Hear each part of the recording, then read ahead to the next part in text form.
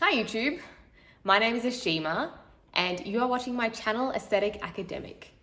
I am a medical student that loves fashion and I also love pondering the philosophical quandary known as aesthetics. As you may have guessed from the title, this video is about what I wore to my medical school interviews, and the structure of the video will be divided into 3 parts, which I will leave timestamps to below because I'm not here to waste your time.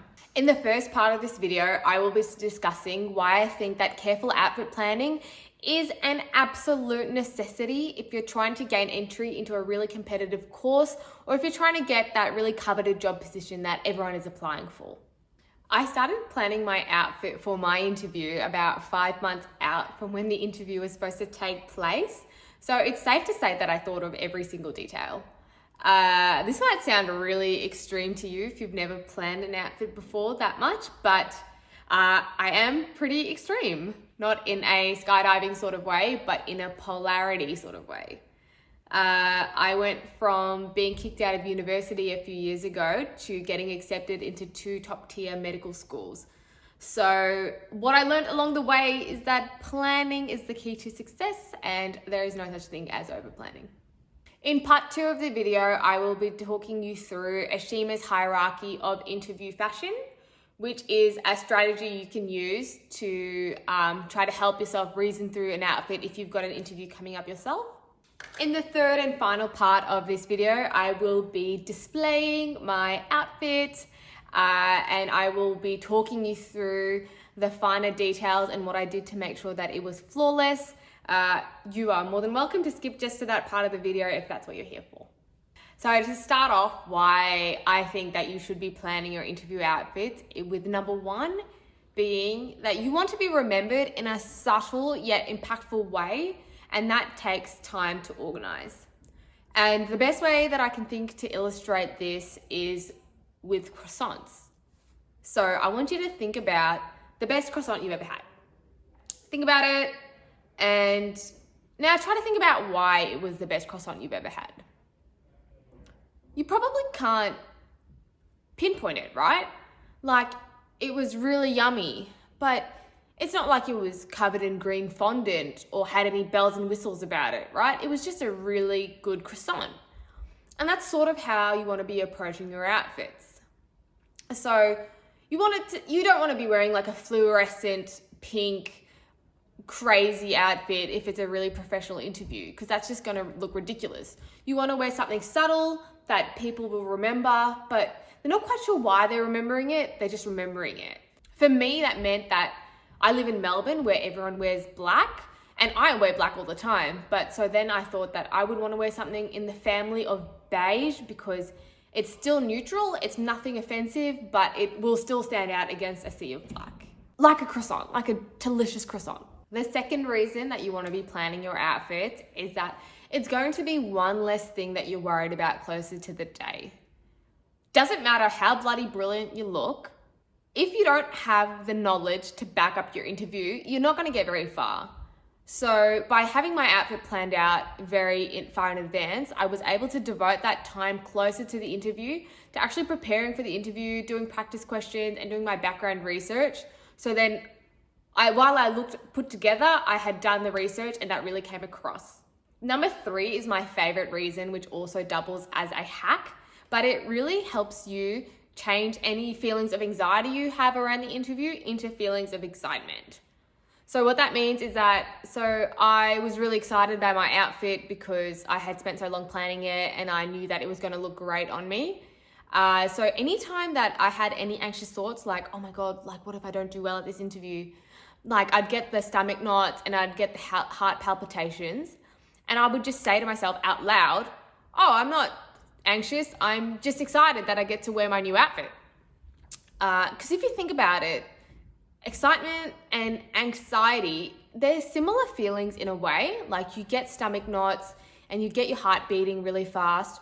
So by telling myself that I was feeling excited, not anxious, even though I was anxious, I slowly stopped feeling anxious about it at all and only felt excited because it wasn't really a fast stretch for my mind to be like, okay, I guess she's excited.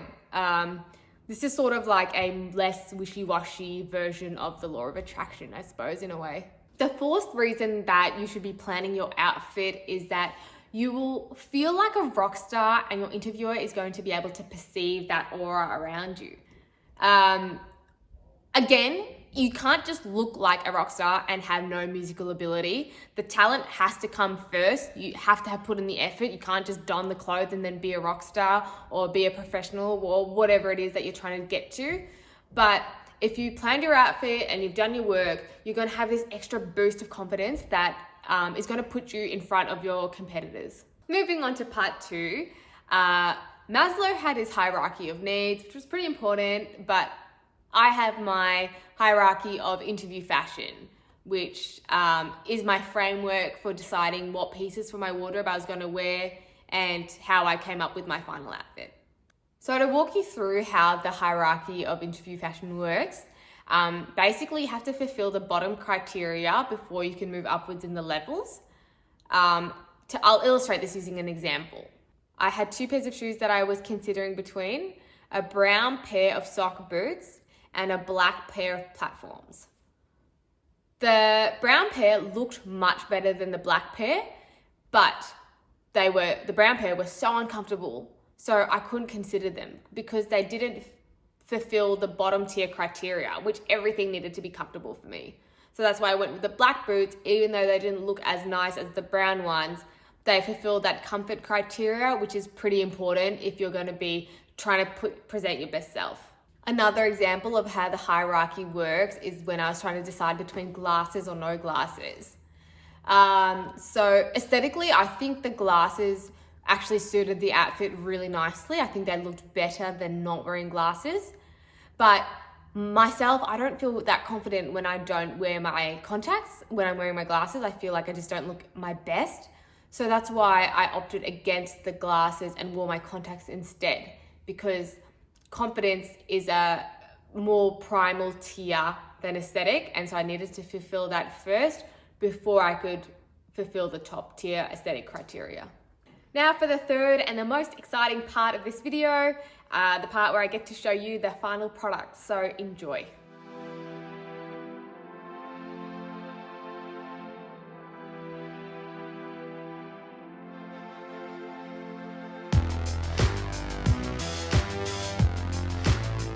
I love this suit because it's both professional and edgy, so that's like the perfect look for me.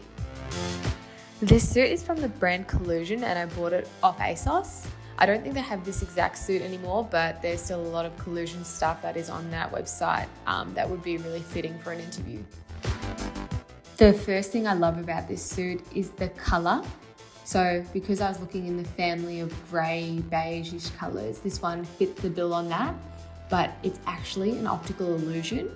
So if you look closely, it's made up of green and purple stripes that are meshed together. And green and purple make like a greyish beige colour. So that's why it looks like grey and beige, but it also looks really fresh and summery at the same time. And that's what makes it memorable.